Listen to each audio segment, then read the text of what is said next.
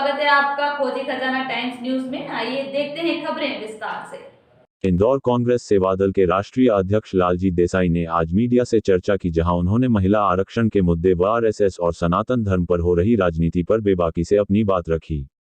साथ ही महिला आरक्षण को लेकर कहा कि महिला आरक्षण बिल तभी लागू होगा जब परिसीमन हो पाएगा। वहीं सेवादल के राष्ट्रीय अध्यक्ष ने आगामी विधानसभा चुनाव को लेकर कहा कि मध्य प्रदेश में इस बार कांग्रेस का माहौल बना हुआ है और इस बार जनता भी बदलाव चाह रही है। वहीं सेवादल के राष्ट्रीय अध्यक्ष लालजी देसाई ने आरएसएस व सनातन धर्म पर भी कहा कि भाजपा जब भी चुनाव नजदीक होते हैं तब सनातन धर्म को मुद्दा बनती है। वहीं उन्होंने कहा कि आरएसएस के ऊंचे पदों पर कभी किसी महिला को नहीं बिठाया गया है और न ही किसी दलित या अन्य पिछड़ा वर्ग के लोगों को। गौरतलब है, इंदौर में मेरा तिरंगा मेरा अभियान कार्यक्रम में शामिल होने आए कांग्रेस सेवा दल के राष्ट्रीय अध्यक्ष लालजी देसाई ने कहा कि इस बार एक रंगा नहीं तिरंगा विजय होगा।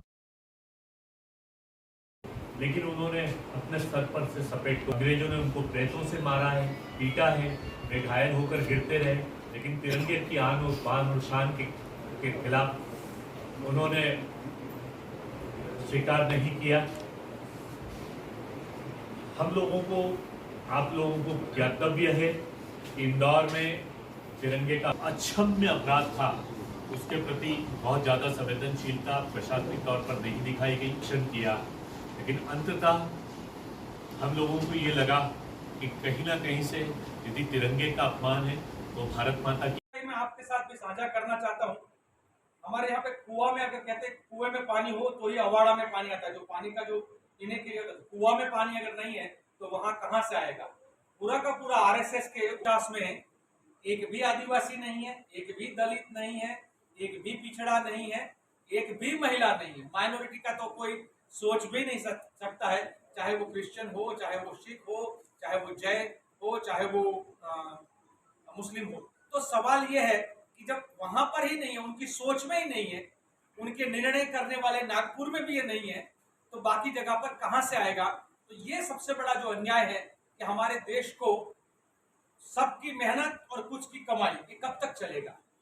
ये सबका साथ, सबका पसीना, और फिर मोदानी का 2013 में मैंने गुजरात से जिक्र किया था कि अंबानी, अदानी और मोदी जब मिलते हैं तो मोदानी मॉडल ये बनता है, तो देश को लूटने का मॉडल है। तो एक तरफ पूंजीवाद के कप्पर में है, एक तरफ धर्मवाद के चक्कर में है और सह रहे हैं वो हमारे देश के। एक और विधेयक के बारे में देखा होगा कि अदानी के पहले बड़े बड़े गोडाउन बनते हैं हरियाणा में और देश भर में, और फिर उसके बाद कृषि के 3 कानून आते हैं। सवाल यह है कि पहले पूंजीपतियों को मालूम हो। देश के माहौल को लेकर मैं आपके साथ बात साझा करना चाहूँगा कि हमारे देश में कुछ ऐसी प्रक्रियाएं हो रही है वो देश के लोकतंत्र के लिए, हमारे देश के जो लोग हैं उसके स्वायत्ता और स्वतंत्रता के लिए खतरा पैदा कर सकती है। अचानक संसद का एक सत्र बुलाया जाता है जिसकी पहले कोई चर्चा नहीं हुई है। खुद भाजपा की जो ये विधेयक लेकर आने वाले थे उनके सांसदों को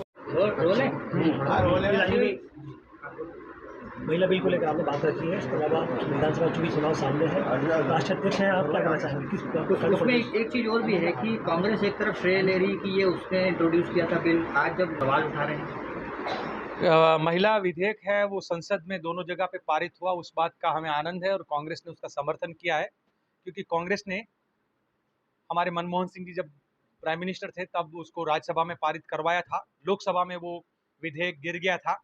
उस समय पे विरोध करने वाले और लगातार इसके पर प्रश्न चिन्ह लगाने वाले खुद आज विधेयक को लेकर आए, तो हमारे लिए तो बहुत अच्छी बात है कि जो विरोध करते थे उन्हीं की मजबूरी हो गई कि उस बिल को लेकर आना पड़ा।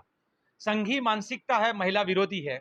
आप जानते हो संघ में एक भी महिला उसकी राष्ट्रीय कार्यकारिणी में नहीं है। 49 के 49 पुरुष है, वो भी एक पर्टिकुलर अगड़े समाज के 49 लोग हैं। पिछड़ों को, आदिवासियों को, दलितों को, अन्य लघुमती को वहां पर कोई भी प्रकार का अवकाश नहीं है।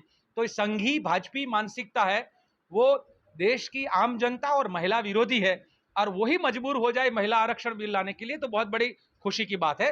कांग्रेस की ओर से 2 ही बातों का जिक्र किया गया है। समय सीमा तय होनी चाहिए थे, ये इमीडिएटली लागू करना चाहिए था। और दूसरी बात जो है, हमारे देश के अंदर पिछड़े समाज के 50% से ज्यादा लोग हैं, तो पिछड़े समाज की महिलाओं के लिए भी इसमें आरक्षण की जोगवाई जो है वो होनी चाहिए थी, जो नहीं है। मैं एक और बात करना चाहूँगा, आज इंदौर हूँ इसलिए कि 15 अगस्त को संघी लोग तिरंगा के नाम पर निकलते हैं और तिरंगे पर पेट्रोल बम फेंक कर तिरंगे जलाने का कार्य करते हैं। भाजपी लोग, संघी लोग, मैं दोनों को एक ही मानता हूं, अलग नहीं है।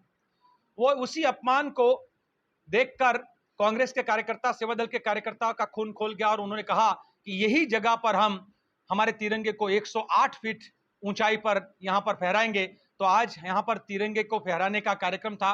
मैं धन्यवाद करता हूं हमारे कार्यकर्ताओं का कि आपने दोरंगी सोच वाले को आज नीचे झुकाया और तिरंगी सोच को आपने फिर से सम्मान दिलाया। आप सबका बहुत बहुत धन्यवाद।